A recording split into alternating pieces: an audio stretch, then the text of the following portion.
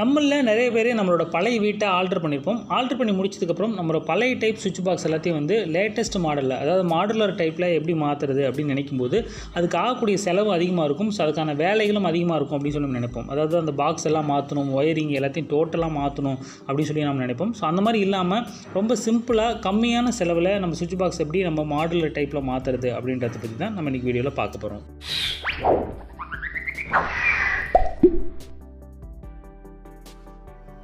Okay, இப்போ பழைய model சுவிட்ச் பாக்ஸ் பார்த்தீங்கன்னா ஒரு மைக்கா சீட்டில் சுவிட்சஸ் எல்லாம் ஸ்க்ரூ போட்டு ஃபிக்ஸ் பண்ணுற மாதிரி இருக்கிறத நம்ம பார்த்துருப்போம்.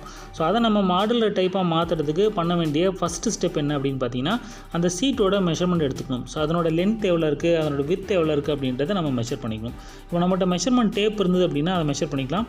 அந்த மாதிரி மெஷர் பண்ணும்போது அதில் வந்து நம்ம சென்டிமீட்டரில் மெஷர் பண்ணணுமா இல்லை இன்ச்சஸில் மெஷர் பண்ணணுமா அப்படின்ற நமக்கு டவுட் வரலாம். ஸோ இந்த மைக்கா சீட்லாம் ஆரம்ப காலத்திலே வந்து ஒரு ஸ்டாண்டர்டான மெஷர்மெண்ட்டில் தான் கட் பண்ணி வச்சுருப்பாங்க. ஸோ அதனால் நீங்கள் என்ன மெஷர்மெண்ட்டில் மெஷர் பண்ணி கொண்டு போய் கடையில் கொடுத்தீங்க அப்படின்னாலும் அதுக்கான ஸ்டாண்டர்டான பிளேட் வந்து அவங்களே கொடுத்துருவாங்க. உதாரணத்துக்கு 8x4, 6x4 அந்த மாதிரி வந்து வச்சுருப்பாங்க. ஸோ நம்ம வந்து அந்த மெஷர்மெண்ட் கொடுத்தோம் அப்படின்னாலே அதுக்கு மேட்ச் ஆகிற மாதிரியான பிளேட் வந்து நம்ம கொடுத்துருவாங்க. ஸோ அந்த மாதிரி நம்ம கொடுத்துக்கலாம். அதுக்கப்புறம் இதில் என்னென்ன சுவிட்சஸ் இருக்குது அப்படின்றத நீங்கள் நோட் பண்ணிக்கங்க. எத்தனை சுவிட்ச் இருக்குது, எத்தனை 2-வே சுவிட்ச் இருக்குது, காலிங் பெல் சுவிட்ச் இருக்குது அப்படின்றத நீங்கள் நோட் பண்ணிக்கங்க. ஓகே, இப்போ இந்த சுவிட்ச் பாக்ஸுக்கு ஒரு புது பிளேட் வந்து நான் வாங்கிட்டு வந்திருக்கேன். ஸோ அது வந்து கரெக்டாக அது மேட்ச் ஆகுதான்னு செக் பண்ணிக்கலாம், லென்த்து வித்தெல்லாம். ஸோ பர்ஃபெக்டாக மேட்ச் ஆகுது. ஸோ இப்போ என்னோடய சுவிட்சஸ் எல்லாம் போட்டு ரெடி பண்ணிவிட்டு வந்து இது ஃபிக்ஸ் பண்ண ஸ்டார்ட் பண்ணலாம்.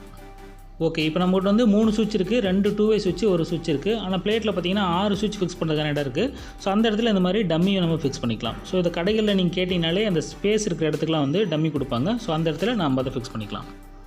ஓகே, இப்போ இந்த பிளேட்டில் இருக்கக்கூடிய ஃப்ரண்ட்டு பிளேட்டை வந்து நம்ம கழட்டணும். அதுக்கு சைடில் ஒரு சின்ன லிவர் மாதிரி கொடுத்துருக்காங்க பாருங்கள். ஸோ அதை ப்ரெஸ் பண்ணி ஃப்ரண்ட்டில் தள்ளுறது மூலமாக நம்ம அதை ரிமூவ் பண்ணலாம். ஸோ அது ஃபஸ்ட் டைம் கழட்டுறது கொஞ்சம் கஷ்டமாக தான் இருக்கும். நான் அந்த கையில் ஒரு ஃபோனை வச்சுக்கிட்டு அந்த பிளேட்டை கழட்டுறது கொஞ்சம் கஷ்டமாக இருக்குது. ஸோ நீங்கள் வந்து அந்த இடையில டெஸ்டர் ஏதாவது வச்சு ரிமூவ் பண்ணிங்க அப்படின்னா வந்துடும்.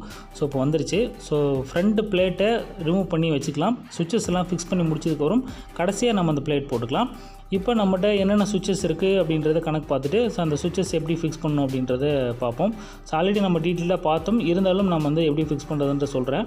ஃபஸ்ட்டு சுவிட்ச் பொசிஷன் வந்து டாப்பில் வைக்கணுமா பாட்டமில் வைக்கணுமா, அதாவது அதை எந்த டைரெக்ஷனில் வைக்கணுன்றது கன்ஃபியூஷன் இருக்கும்.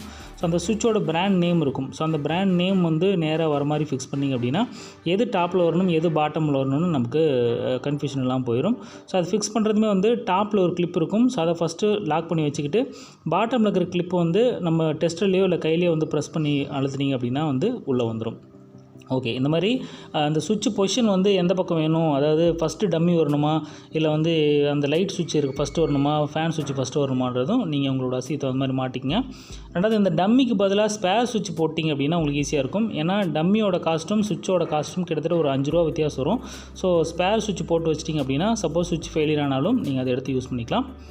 ஓகே, இப்போ நம்ம எல்லாத்தையும் ஃபிக்ஸ் பண்ணியாச்சு. இப்போ நம்ம அந்த பாக்ஸில் எப்படி ஃபிக்ஸ் பண்ணுறது அப்படின்றத பார்க்கலாம்.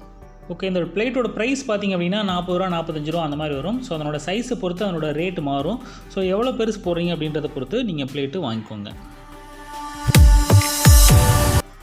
ஓகே, இப்போ புது சுவிட்ச் ரெடி பண்ணதுக்கப்புறம் பழைய பாக்ஸை கழட்ட ஆரம்பிக்கலாம். கழட்டுறதுக்கு முன்னாடி அந்த பாக்ஸோட பவர் வந்து ஆஃபில் இருக்கா அப்படின்றத இன்ஷூர் பண்ணிக்கங்க.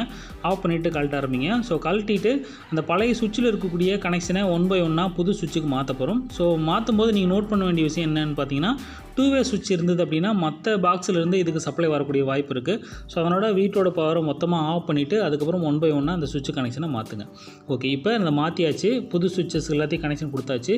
இப்போ நம்ம அந்த உட்டன் பாக்ஸில் ஃபிக்ஸ் பண்ணலாம். ஓகே, இப்போ என்னோடய ஃப்ரண்ட் பிளேட்டில் பார்த்திங்க அப்படின்னா நிறைய ஹோல்ஸ் கொடுத்துருக்காங்க. அது எதுக்காகனா ஏதாவது ஒரு 4 ஹோல் வந்து இந்த உட்டன் பிளேட்டோட மேட்ச் ஆகிற மாதிரி கொடுத்துருப்பாங்க. சப்போஸ் அப்படி மேட்ச் ஆகாமல் போனாலும் அந்த ஹோல் வந்து வாலில் உட்காரும். ஸோ அந்த மாதிரி வாலில் உட்காந்துச்சுன்னா நீங்கள் புதுசாக ட்ரில் போட்டு கூட அதை ஃபிக்ஸ் பண்ணிக்கலாம். ஸோ நீங்கள் எப்படி இருந்தாலும் அந்த 4 ஸ்க்ரூ வந்து மேட்ச் பண்ணுற மாதிரி தான் வந்து அந்த ஹோல்ஸ் கொடுத்துருப்பாங்க. ஸோ அதை வந்து செக் பண்ணிக்கோங்க. ஓகே, இப்போ நம்ம வந்து பர்ஃபெக்டாக 4 ஸ்க்ரூ மேட்ச் பண்ணி போட்டதுக்கப்புறம் அதோட டாப் கவரை போட்டுடலாம். சிம்பிள், அவ்வளோதான், முடிஞ்சிருச்சு. ஸோ அடுத்து ஒரு நல்ல வீடியோட மீட் பண்ணலாம். தேங்க்யூ.